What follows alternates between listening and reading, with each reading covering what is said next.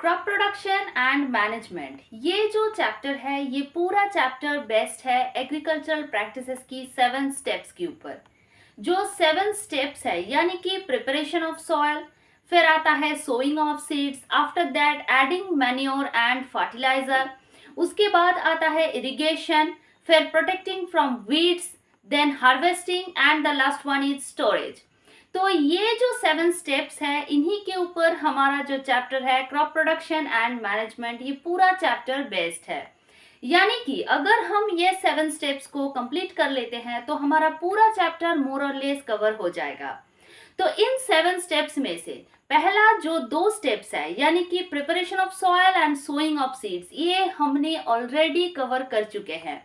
अगर आपने उसका वीडियो नहीं देखा है तो डिस्क्रिप्शन बॉक्स में लिंक है, आप जाके उस वीडियो को देख सकते हैं, क्योंकि ये जो 7 स्टेप्स है ये एक दूसरे के साथ बहुत ज़्यादा लिंक्ड है। ठीक है, तो अगर आप प्रीवियस वीडियो को देख लेते हैं तो आपको और भी अच्छे से चैप्टर को समझ में आ जाएगा। तो आज हम डिस्कशन करेंगे जो 3rd स्टेप है, that is adding manure and fertiliser. So hello everyone, this is Papia Mukherjee and welcome back to my channel. Previous session में हमने डिस्कशन की थी एग्रीकल्चरल इम्प्लीमेंट्स क्या है, उसके बाद प्लाउ, हो एंड कल्टीवेटर का फंक्शन क्या क्या है, एंड ये 3 इम्प्लीमेंट में से कौन सबसे ज्यादा अच्छा फंक्शन करता है। एंड उसके बाद हमने डिस्कशन की थी कि सोइंग क्या है, सीड को सो करने से पहले हमें कौन कौन सी चीज़ों के बारे में ध्यान रखना चाहिए, एंड सोइंग का मेथड क्या क्या है। सोइंग ऑफ सीड्स के लिए हम 3 मेथड्स के बारे में डिस्कशन किए थे। फर्स्ट वन इज ब्रॉडकास्टिंग, उसके बाद है traditional method and the last one is seed drill method. And ये 3 मेथड्स में से कौन सा मेथड सबसे अच्छे से प्लाविंग करता है इसके बारे में भी हमने डिस्कशन की थी। तो चलिए आज का सेशन को शुरू करते हैं। तो आज के सेशन में हम डिस्कशन करेंगे एडिंग मैन्योर एंड फर्टिलाइजर इस टॉपिक के बारे में। तो सबसे पहले तो मैन्योर एंड फर्टिलाइजर का एक डेफिनेशन हम देख लेते हैं। Substances which are added to the soil in the form of nutrients for healthy growth of plant are called manure and fertilizer। यानी कि हम सॉइल में न्यूट्रिएंट्स की फॉर्म में जो भी सब्सटेंस ऐड करते हैं ताकि प्लांट की एक अच्छा ग्रोथ हो सके, उसी को हम मैन्योर एंड फर्टिलाइजर कहते हैं। अब क्वेश्चन ये है कि सॉइल में हमें मैन्योर एंड फर्टिलाइजर ऐड करना क्यों पड़ता है। सॉइल में तो पहले से ही न्यूट्रिएंट्स होती है। यस, सॉइल में पहले से न्यूट्रिएंट्स होती है, लेकिन अगर हम एक सॉइल में कंटिन्यूअसली कल्टीवेशन करते रहे, यानी कि पहले सपोज हमने व्हीट का कल्टीवेशन किया, फिर नेक्स्ट सीजन में हमने उसी सॉइल में राइस का कल्टीवेशन किया, और फिर नेक्स्ट सीजन में हमने उसी सॉइल में किसी और क्रॉप की कल्टीवेशन कर दी, तो ऐसे अगर हम एक सॉइल में कंटिन्यूअसली कल्टीवेशन करते गए तो एक समय आएगा जब उस सॉइल में न्यूट्रिएंट्स की डेफिशिएंसी हो जाएगा। ठीक है, मतलब कि उस सॉइल में प्लांट्स की जरूरत की जो न्यूट्रिएंट्स होती है वो बहुत कम हो जाएगी, तो उस सॉइल में तब कोई भी प्लांट्स ग्रो नहीं कर पाएगा अच्छे से। लेकिन हमारा इस चैप्टर का जो मेन मोटिव है वो ये है कि हमें मैक्सिमम क्रॉप प्रोडक्शन करना है। राइट, ये मैं आपको पहले दिन से इस चैप्टर की कहते आ रही हूँ कि इस चैप्टर का मेन मोटिव यही है कि हम कल्टीवेशन क्यों कर रहे हैं, ताकि हमें मैक्सिमम क्रॉप प्रोडक्शन मिले। तो उसके लिए हमें क्या करना होगा, सॉइल में बाहर से कुछ न्यूट्रिएंट ऐड करना पड़ेगा, और हम जो substance as a nutrient soil में ऐड करते हैं उसे हम कहते हैं मैन्योर एंड फर्टिलाइजर। अब हम देखेंगे कि मैन्योर एंड फर्टिलाइजर ये क्या है, ये किस तरीके से प्रिपेयर किया जाता है एंड इसका फंक्शन क्या है। लेकिन हम इसे एक कंपैरिजन के पैटर्न में पढ़ेंगे ताकि मैन्योर एंड फर्टिलाइजर इन दोनों के बारे में आपका कॉन्सेप्ट पूरा क्लियर हो जाए। तो चलिए शुरू करते हैं। तो मैन्योर क्या है? Organic substance obtained from dead and decaying plants and animals। जो मैन्योर है वो एक ऑर्गेनिक सब्सटेंस है। प्लांट एंड एनिमल्स की जो डेड एंड डिकेइंग बॉडीज होते हैं उससे बनता है मैन्योर। एंड फर्टिलाइजर क्या है? Fertiliser is a man made inorganic salt, यानी कि फर्टिलाइजर जो है वो इनऑर्गेनिक है जिसे हम बनाते हैं, ठीक है। तो फर्टिलाइजर जो है वो मैन मेड है एंड वो इनऑर्गेनिक सॉल्ट है। एंड जो मैन्योर है वो एक ऑर्गेनिक सब्सटेंस है जो किससे बनता है? एनिमल्स एंड प्लांट्स की जो डेड एंड डिकेइंग बॉडीज होते हैं उससे बनता है मैन्योर। अब नेक्स्ट पॉइंट को देखते हैं। Prepared in field whereas fertiliser prepared in factories, यानी कि जो मैन्योर है वो फील्ड में प्रिपेयर होती है। अगर आप फील्ड में एक गड्ढा खोद के उसके अंदर प्लांट्स के जो डेड बॉडीज होते हैं यानी कि लीव्स वगैरह उस सबको अगर आप रख दोगे और फिर उस गड्ढे को अगर आप सॉइल से ढक दोगे तो 2 या फिर 3 महीने के अंदर सॉइल में जो माइक्रो ऑर्गेनिजम्स होते हैं वो क्या करेगा? इस प्लांट्स के जो बॉडीज है उसे डीकम्पोजिट करके मैन्योर जो है वो प्रिपेयर कर देता है। तो मैन्योर फील्ड में प्रिपेयर हो जाता है, लेकिन जो फर्टिलाइजर है उसे अलग से फैक्ट्रीज में प्रिपेयर करना पड़ता है। अब देखते हैं नेक्स्ट पॉइंट क्या है। नेक्स्ट पॉइंट में है provide humus to soil whereas fertilizer does not provide humus to the soil। तो जो मैन्योर है वो सॉइल में बहुत सारा ह्यूमस को ऐड करता है। ह्यूमस का मतलब क्या है? मतलब ऑर्गेनिक मैटर को ऐड करता है। अब मैन्योर जो है वो क्या है? वो एक ऑर्गेनिक सब्सटेंस है। तो मैन्योर ऑब्वियसली सॉइल में ऑर्गेनिक मैटर यानी कि ह्यूमस का जो अमाउंट है उसे इंक्रीज करेगा। लेकिन जो फर्टिलाइजर है वो ऑर्गेनिक सब्सटेंस नहीं है, वो एक इनऑर्गेनिक सॉल्ट है। इसलिए फर्टिलाइजर सॉइल में ऑर्गेनिक मैटर को यानी कि ह्यूमस को ऐड नहीं करता है। अब देखते हैं नेक्स्ट पॉइंट में क्या है। Less plant nutrients present in manure whereas rich in plant nutrients especially nitrogen, phosphorus and potassium। तो प्लांट न्यूट्रिएंट्स के बारे में मैंने पिछले एक वीडियो में बताया था। अगर आपने उस वीडियो को नहीं देखा है तो जाके उस वीडियो को देख लीजिएगा। प्लांट्स न्यूट्रिएंट्स जो है वो 2 टाइप में डिवाइड होते हैं, एक है मैक्रोन्यूट्रिएंट्स और एक है माइक्रोन्यूट्रिएंट्स। तो जो मैन्योर है वो प्लांट के न्यूट्रिएंट्स उतना मैन्योर में नहीं होता है, लेकिन जो फर्टिलाइजर है उसमें बहुत सारा प्लांट न्यूट्रिएंट्स प्रेजेंट होता है। खास करके जो मैक्रोन्यूट्रिएंट्स है वो बहुत सारा प्रेजेंट होता है, ठीक है। तो अब देखते हैं नेक्स्ट पॉइंट में क्या है। Manure causes no harm to the organism present in soil whereas fertilizer causes harm। यानी कि जो मैन्योर है वो सॉइल में जितने भी ऑर्गेनिजम्स प्रेजेंट है उसे हानि नहीं पहुंचाता है, लेकिन जो फर्टिलाइजर है वो सॉइल में जो भी ऑर्गेनिजम्स प्रेजेंट होते हैं उनको हानि पहुंचाता है।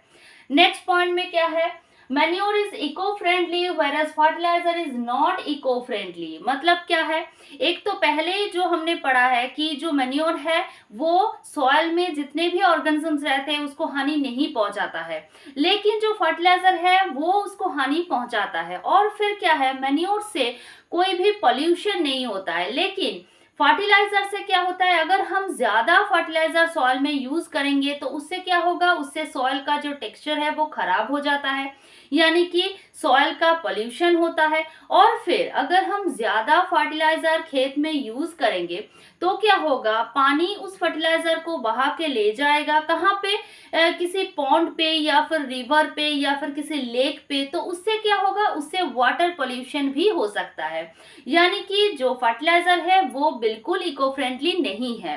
फिर नेक्स्ट पॉइंट में आता है स्लोली एब्जॉर्ब बाय प्लांट्स। जो मैन्योर है उसे प्लांट्स बहुत धीरे धीरे एब्जॉर्ब करता है, लेकिन जो फर्टिलाइजर है उसे प्लांट बहुत क्विकली बहुत फास्ट एब्जॉर्ब कर लेता है। And the last point is it is comparatively cheaper whereas fertiliser is costly. तो क्योंकि फर्टिलाइजर को हमें अलग से फैक्ट्रीज में बनाना पड़ता है तो इसलिए फर्टिलाइजर जो है वो कॉस्टली है एंड मैन्योर जो है वो चीपर है। तो ये हो गया हमारा मैन्योर एंड फर्टिलाइजर, ये कैसे काम करता है, इसका एडवांटेज क्या है, डिसएडवांटेज क्या है, ये सारे चीजों के बारे में हमने डिस्कशन कर दी है। आई होप आप लोगों को समझ में आ गया होगा। अब हम मैन्योर की कुछ एडवांटेजेस के बारे में डिस्कशन करेंगे। मैन्योर का एडवांटेज क्या क्या है? First of all, it improves soil texture, क्योंकि मैन्योर सॉइल में बहुत सारा ऑर्गेनिक मैटर को ऐड करता है। इसके लिए मैन्योर क्या करता है, सॉइल का जो टेक्सचर है उसे और बेटर कर देता है और इम्प्रूव करता है। नेक्स्ट है, it increase the number of friendly micro organisms present in soil. जो माइक्रो ऑर्गेनिज्म सॉइल में प्रेजेंट है, जो माइक्रो ऑर्गेनिजम्स सॉइल में प्रेजेंट रहते हैं उसको रहने में, तो जो माइक्रो ऑर्गेनिज्म सॉइल में प्रेजेंट रहते हैं उसकी नंबर को और इंक्रीज करता है। फिर नेक्स्ट है, it makes the soil porous so that the exchange of gases become very easy. अब जब सॉइल में ऑर्गेनिक मैटर का जो अमाउंट है वो इंक्रीज हो जाता है, तब सॉइल क्या होता है, सॉइल पोरस हो जाता है। तो उससे क्या होता है, जो गैसेस है वो इजीली सॉइल के अंदर जा सकता है। And it increase water holding capacity of soil, यानी कि सॉइल का जो वाटर होल्डिंग कैपेसिटी है उसे और इंक्रीज करता है। अब देखो, अलग अलग सॉइल का अलग अलग वाटर होल्डिंग कैपेसिटी होती है, ठीक है। जो सैंडी सॉइल है उसका वाटर होल्डिंग कैपेसिटी बहुत ही कम है। फिर जो क्ले सॉइल है उसका वाटर होल्डिंग कैपेसिटी बहुत ज्यादा है। और फिर जो लूमी सॉइल है जिसे हम कल्टीवेशन के लिए ज्यादातर यूज करते हैं, उसका जो वाटर होल्डिंग कैपेसिटी होता है वो होता है मीडियम। तो मैन्योर ऐड करने से क्या होता है, मैन्योर ऐड करने से क्या होता है, सॉइल का जो वाटर होल्डिंग कैपेसिटी है वो और इंक्रीज हो जाता है। तो ये हो गया हमारा मैन्योर का जो एडवांटेजेस है। अब इसके बाद हम एक बहुत ही इंटरेस्टिंग टॉपिक के बारे में डिस्कशन करेंगे, जो कि है क्रॉप रोटेशन। ठीक है, ये एक बहुत ही इंटरेस्टिंग टॉपिक है, आप अच्छे से समझते जाना। ओके, तो चलिए शुरू करते हैं क्रॉप रोटेशन। तो पहले देखते हैं कि क्रॉप रोटेशन क्या है। तो क्रॉप रोटेशन क्या है? It is a practice of growing different types of plants in the same field in different season। ठीक है, यानी कि डिफरेंट सीजन में अगर हम डिफरेंट टाइप्स के प्लांट्स की खेती करते हैं, कहाँ पे, एक ही फील्ड में, एक ही सॉइल में, तो उसे हम क्रॉप रोटेशन कहते हैं। ओके, तो क्रॉप रोटेशन का जो डेफिनेशन है वो क्या है? It is a practice of growing different types of plants in the same field in different season। Different season में हम डिफरेंट टाइप्स के प्लांट्स की खेती करते हैं, और वो करते हैं एक ही सॉइल में, एक ही खेत में, उसे हम क्रॉप रोटेशन कहते हैं। तो अब देखते हैं कि हम क्रॉप रोटेशन क्यों करें, मतलब इसका इंपॉर्टेंस क्या है। ठीक है, तो अलग अलग प्लांट्स की अलग अलग न्यूट्रिएंट्स की रिक्वायरमेंट होती है। ओके, अब अगर हम एक ही सॉइल में एक ही टाइप्स के प्लांट्स की खेती करते रहे, तो वो प्लांट्स क्या करेगा, उस सॉइल से कुछ पर्टिकुलर न्यूट्रिएंट्स एब्जॉर्ब करेगा, फिर अपने आप को ग्रो करवाएगा, और जब क्रॉप पूरी तरह से मैच्योर हो जाएगा, हम उस क्रॉप को क्या करेंगे, हार्वेस्ट कर देंगे। फिर दोबारा से हम वही क्रॉप को फील्ड में कल्टीवेट करेंगे, तो वो क्रॉप दोबारा से उन्हीं कुछ जो न्यूट्रिएंट्स उस क्रॉप को चाहिए वो सॉइल से अब्सॉर्ब करेगा एंड खुद को ग्रो करवाएगा, और जब फसल पूरी तरह से पक जाएगा हम उसको काट देंगे। इससे क्या होगा, कुछ पर्टिकुलर न्यूट्रिएंट्स सॉइल में धीरे धीरे कम होने लगेगी, एंड अल्टीमेटली उस न्यूट्रिएंट्स का सॉइल में डेफिशिएंसी हो जाएगा। ठीक है, अब अगर हमें सॉइल में न्यूट्रिएंट का डेफिशिएंसी को रोकना है तो क्या करना पड़ेगा, बाहर से हमें केमिकल जो फर्टिलाइजर है उसे ऐड करना पड़ेगा।